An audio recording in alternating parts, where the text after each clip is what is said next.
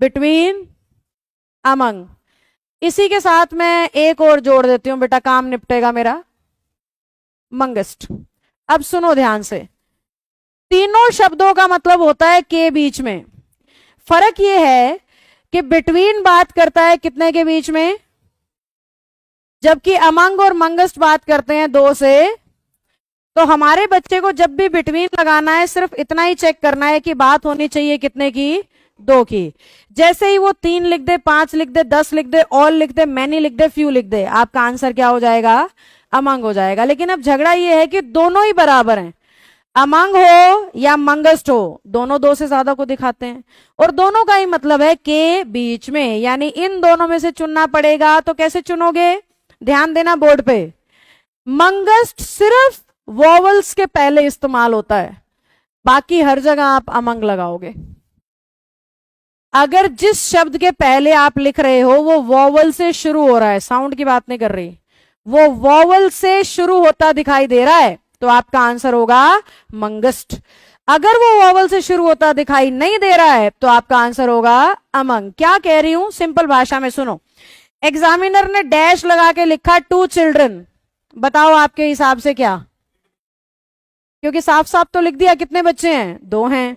अब उसने डैश लगा के द चिल्ड्रन लिख दिया, अब बताओ क्या लगाओगे, अमंग, क्योंकि ये जो टी है ना ये वॉवल नहीं है, वॉवल मैंने लिख दिया 5 ही होते हैं, AEIOU।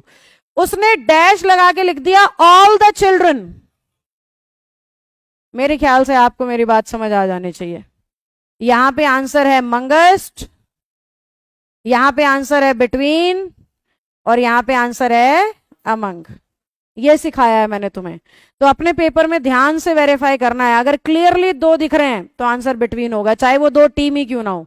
बच्चे इसमें एक कंफ्यूजन बहुत करते हैं, इंडिया पाकिस्तान टीम है वो, चाहे उसमें 12-12 हैं, पर हैं कितने, 2 टीम कंसिडर होंगे, ना कि आप उनको 24 समझ के और अमंग लगा दोगे। नहीं, ऐसा नहीं होगा, आपको टीम ही कंसिडर करनी है, चाहे उसमें 100 हो। जैसे ये एक क्लास और इसके नीचे दूसरी क्लास, बिटवीन ही लगाऊंगी, चाहे इस क्लास में कितने ही बच्चे बैठे हों, कोई फर्क नहीं पड़ता, क्योंकि मैं बात बच्चों की नहीं, किसकी कर रही हूं, क्लास की। तो क्वेश्चन को ध्यान से समझना, जहां भी अल्टीमेट सेंस 2 की आएगी आंसर बिटवीन होगा, जहां भी अल्टीमेट सेंस कईयों की आएगी आंसर अमंग होगा, अगर वॉवल दे रखा होगा तो आंसर मंगेस्ट होगा। इसके अलावा कुछ और छोटी मोटी सी बातें, जैसे ये जो बिटवीन नाम का शब्द है ये अपने साथ कभी ईच को यूज नहीं करता, यानी अगर आपने सेंटेंस में बिटवीन लिख रखा है तो आप between each and every boy ऐसा सेंटेंस नहीं बना सकते।